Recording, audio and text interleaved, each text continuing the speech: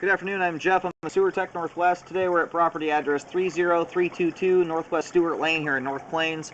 We're located at the front of the home, straight out from the porch. We have a 3-inch ABS cleanout as our point of access. I'm going to insert the camera and check the overall condition and serviceability of the sanitary sewer line. Currently have water running. Here we go.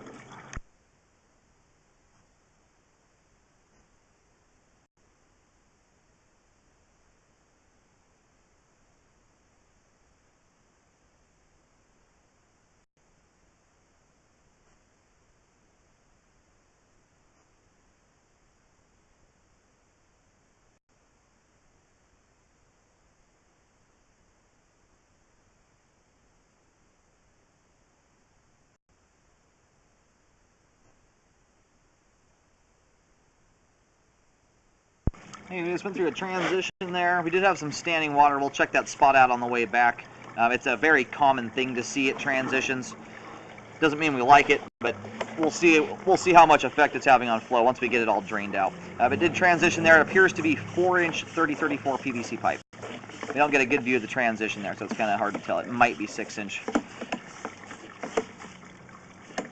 Looks like we got a little bit more standing water here too.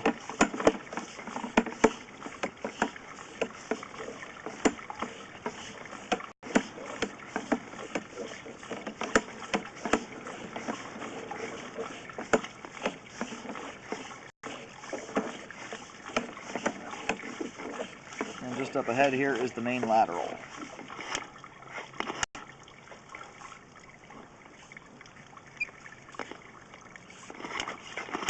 Alright, we're going to let the pipe drain out completely. I'm going to go locate to verify where the line terminates. Alright, I did locate the camera head successfully out the main lateral on Northwest Stewart Lane. The line's just about drained out here.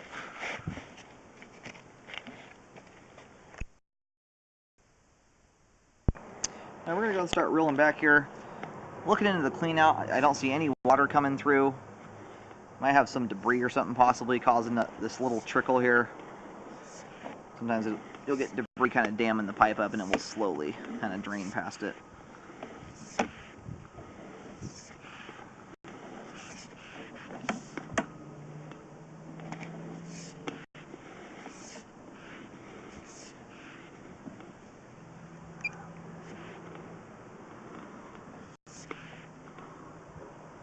We do have some minor debris buildup here in this portion of the line. It looks like grease, maybe paper towels or wipes or something like that we've collected there. There's some very minor standing water that's occurred there. It's like a 32nd, maybe a 1/16 of an inch.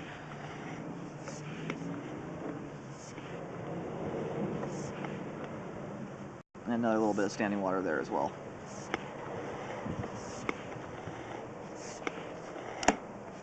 In general, with bellies, though, it usually, after doing about 15,000 scopes, what I generally see is once you get at least 5 feet of pipe with at least 1 inch of standing water in it, that is where I typically start to see build up in the line.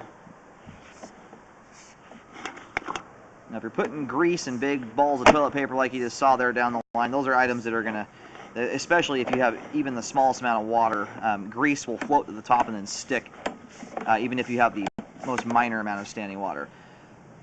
And we saw a ball of toilet paper in the line there. Items like that as well won't flow very well anywhere, but it can hit these little bits of standing water here and slow down, as you can see there. You want to fold your toilet paper. But the amount of water we've got here currently is at a 1/4 inch. What I would recommend at this point, and we haven't seen the whole line, but a hydrojet to clean the line out.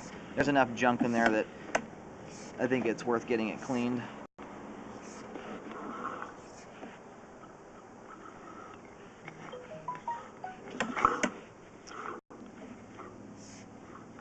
And right here at the transition point, again, is a very common thing to see.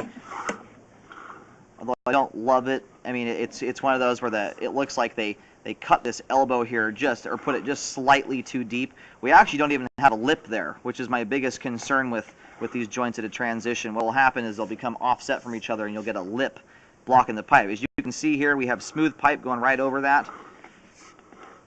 For that reason, I'm not recommending any repair here. It's a very, very small section of standing water. Again, we have some grease that's collected here. It's not that it couldn't cause an issue, but that's about as likely to cause an issue as if it had almost no standing water there. So I would recommend getting it jetted, and then just make sure you're not putting grease down the line. That's what all this stuff here stuck to the pipe is it look, for the most part, is cooking oil and grease. Now, if you're just putting folded toilet paper down the toilet, and you can still put food down the disposal, you just can't be putting bacon grease and things like that down there. The line will function just fine. You want to avoid paper towels, feminine hygiene products of all kinds, even flushable wipes, cleaning wipes. All those things should not be going down the sewer pipe. We're going to reverse direction here for just a moment. With the Cleanout sitting about 10 feet out from the house, we're going to try and spill the pipe back into the house here. We'll have to clean the camera off. We've got enough grease on the bottom of the pipe here. It's coating the camera lens.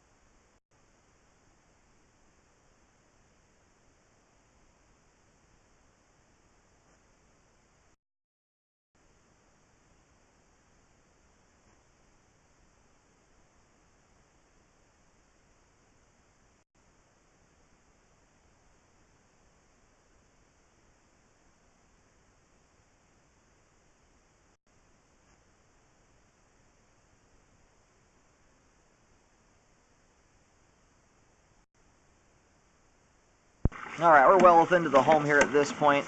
We'll take it all the way to the end, and that's the end of the line there. Well, the amount of grease collected in the interior portion is significantly less than the exterior. I'm not all that concerned about getting that portion of it cleaned out, but I do recommend getting the line from the Cleanout out to the main lateral to get that grease. Although we do have a little bit right here. So you know what, I would recommend the jet guys that they can at least run it about 10 feet back into the line. That's where I'm seeing most of it. Or basically stop right around where the foundation would be. It would be ideal to get that jetted as well. Aside from that, although we have some minor amounts of standing water in the pipe there, it's not enough that it's worth tearing up the yard or the street to correct it.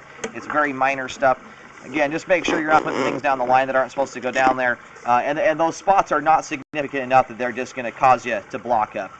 They're so minor that you would have to be putting something down the line that would just about clog anywhere in the pipe to stop up in those areas.